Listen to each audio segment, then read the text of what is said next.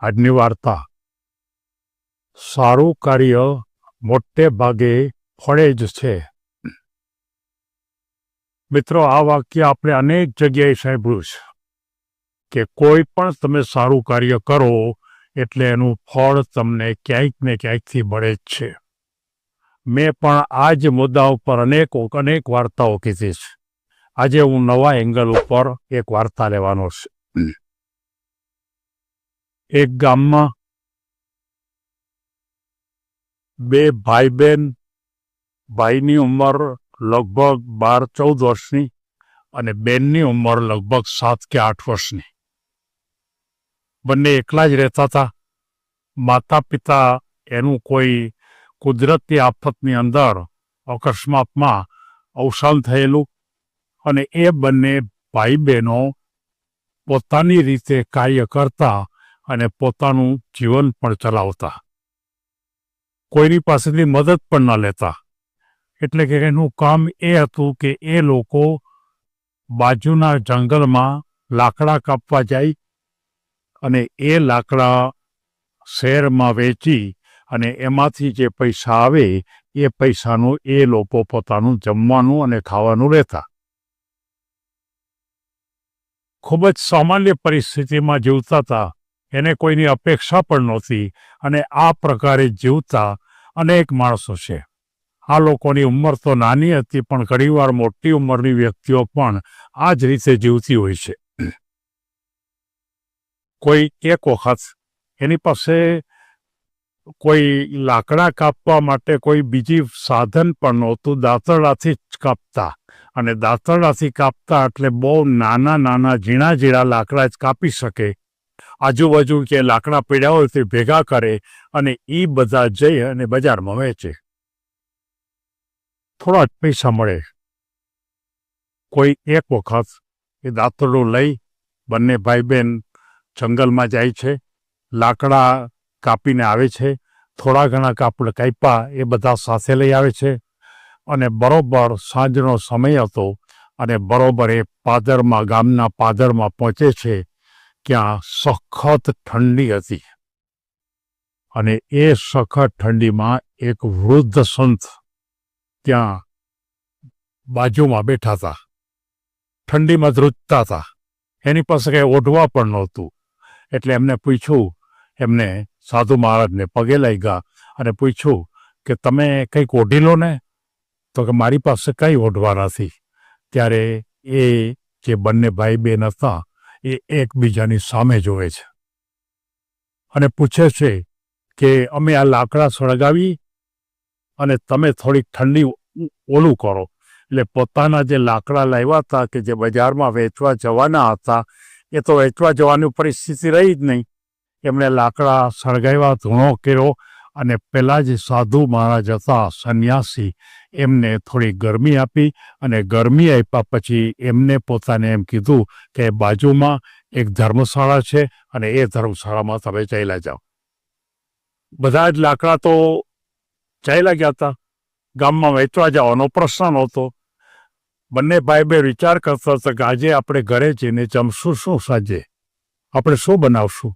ત્યારે એને એમ કીધું કે કંઈ વાંધો નહીં, આપણે જે કામ કર્યું છે એ કામ પરોપકારનું છે અને કદાચ આપણને એક દિવસ જમવા ન મળે તો એમાં કાંઈ આપણને તકલીફ પડી જશે નહીં. અને આ રીતે એ બંને ભાઈ બહેન કોઈ ને કોઈ નાના પ્રકારના કામ કરતા. કદાચ ક્યારેક કોઈ લાકડા છે એ અન્યને જરૂરિયાત હોય તો એને પણ આપી દે. પોતાને તેદી પણ પૈસા ન મળે અને આ રીતે એ લોકો રહેતા હતા. ક્યારેય કોઈ કુદરત પાસે પણ માગણી કરી નહોતી કે આજે અમને જમવા માટે શું થશે. પણ કુદરત છે ને હંમેશા સારા કામ છે એને બિરદાવે છે. કોઈ એક વખત તે ગામની અંદર એક બહુ મોટા માણસો, એટલે કે ઉત્તમ પ્રકારના બીજા શહેરમાંથી આ જે જંગલ હતું એ જંગલને જોવા માટે આવે છે. અને એ દરમિયાન આ બંને નાના ભાઈ બહેન લાકડા કાપતા હતા, લાકડા વીણતા હતા. એમાંના એક ભાઈ હતા એ શિક્ષણ ક્ષેત્રમાં હતા. એને એમ થયું કે આ જે બંને ભાઈ બે છે એ બંને છોકરાઓ કરે છે શું, એટલે એને પૂછે છે કે અમે લાકડા કાપી છે અને એ લાકડાઓ બજારમાં વેચી આવી છે અને એમાંથી જે પૈસા મળે એ બધા જ પૈસા અમે અમારા પોતાના જે ભોજનમાં, અમારા પોતાના ખોરાકમાં અમે એનો ઉપયોગ કરી છે. અમારે માતા પિતા પણ નથી, કોઈ કુટુંબમાં પણ નથી, અન્ય સગાવાલા પણ નથી.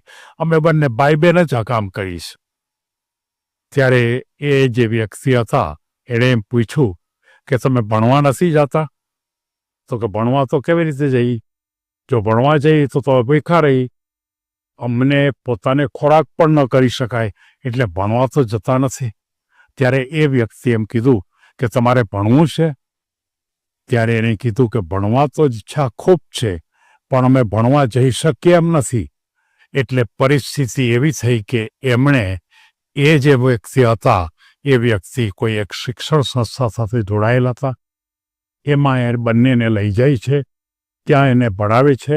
બહુ લાંબી વાત મારે નથી કરવી. અને એ લોકોને ખરેખર શિક્ષણ તરફની ખૂબ જ ઊંડો ખ્યાલ હતો અને શિક્ષણ તરફ મેળવવા માટેની એક મોટી તમન્ના હતી અને ખૂબ મહેનત કરે છે ને ખૂબ મહેનત કરે છે. અને એકને એક દિવસ જે ભાઈ હતો એ બહુ મોટો ડૉક્ટર બને છે.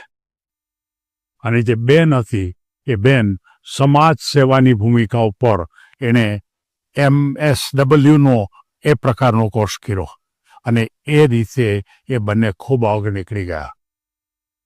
અને એ ભૂમિકા ઉપર જે ડૉક્ટર હતો એને પણ પોતાના જીવનની અંદર અનેક વ્યક્તિઓને ભણાવ્યા, અનેક વ્યક્તિઓને કોઈને કોઈ જરૂરિયાત હોય તો આપવાનો પ્રયત્ન કર્યો. પેલા જે બેન હતા એના એ પણ પુખ્ત વય થઈ અને ત્યાર પછી એ સમાજની સેવાની ભૂમિકા ઉપર એણે ખૂબ મોટું કામ કર્યું. આ વાર્તા કોઈ ચોક્કસ સ્થળ ઉપરની સત્ય ઘટના છે, પણ એ કયા સ્થાન ઉપરની છે બહુ ચોક્કસ મને ખબર નથી. પણ એક સત્ય ઘટનાનો આશરો લઈ અને મેં બતાવ્યું છે કે કોઈ પણ સારું કામ તમે જો કરતા જ રહો તો એ હંમેશા ફળે જ છે. એનો બદલો કુદરત આપે જ છે. બદલાની રાહ જોવાની જરૂર નથી. કુદરત ક્યારે આપશે ત્યારે હંમેશા મોટો જ આપશે. એમ આ વાર્તા આપણને કહે છે. આ વાત આપણે સૌ જાણીએ જ છીએ, બધાને ખબર છે, બધા સમજે છે કે સારું કામ કરીએ એટલે મળે જ છે.